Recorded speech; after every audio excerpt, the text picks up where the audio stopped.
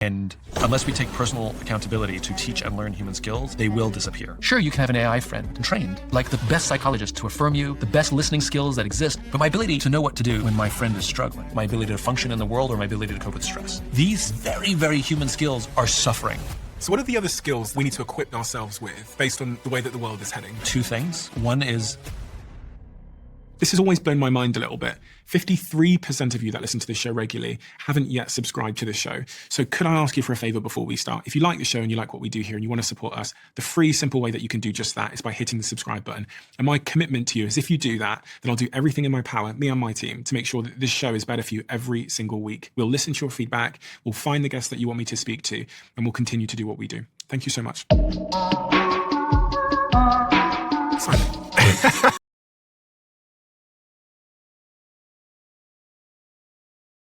Rare book and manuscript library at Yale University, where it resides to this day. It's rarely shown to the public, although a digital version is available to view online.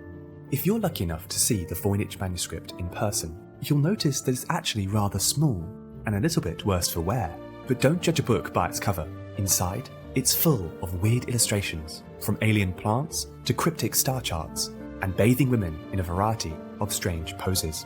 The manuscript is full of writing, with text made to fit around the drawings.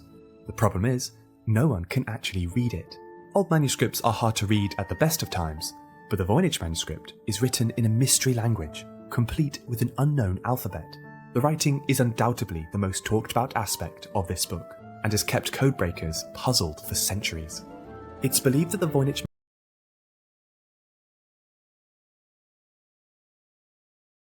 And it blew my mind. And then I started looking for other stuff you have. And I found the Book of Mysteries. 365 mysteries, one for every day of the year. Like Jewish mysteries. It's Hebrew mysteries. So good. You know what? The one that hit me?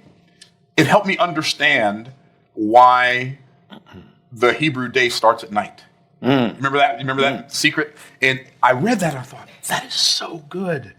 Like the evening and the morning were the first day, and the evening because in God's economy, things go from dark to light. They go from worse to better. Yes. I was like, oh, this is so good, right? And something so powerful and yet so simple. Yeah. I appreciate you being here with us. Thank you. And now you've got a new book out that I just finished a couple weeks ago called The Avatar.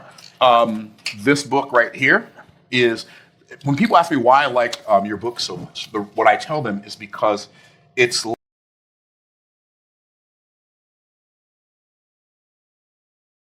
all these guys were like 50, 60, 70 years old, and basically they were there because they were buddies. And afterwards they'd, play poker and eat, sandwiches or something. But what none of these men understand, I don't think, is that deep down inside, there's this very dark, evil energy, which is very sexualized.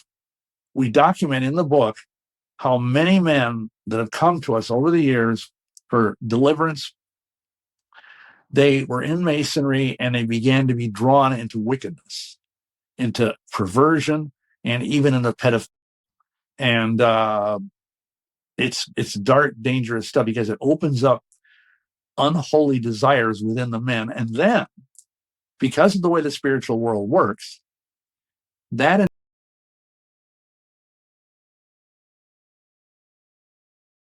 But which is which? Which one shows the person meditating? We can't tell. Not from just looking at these scans.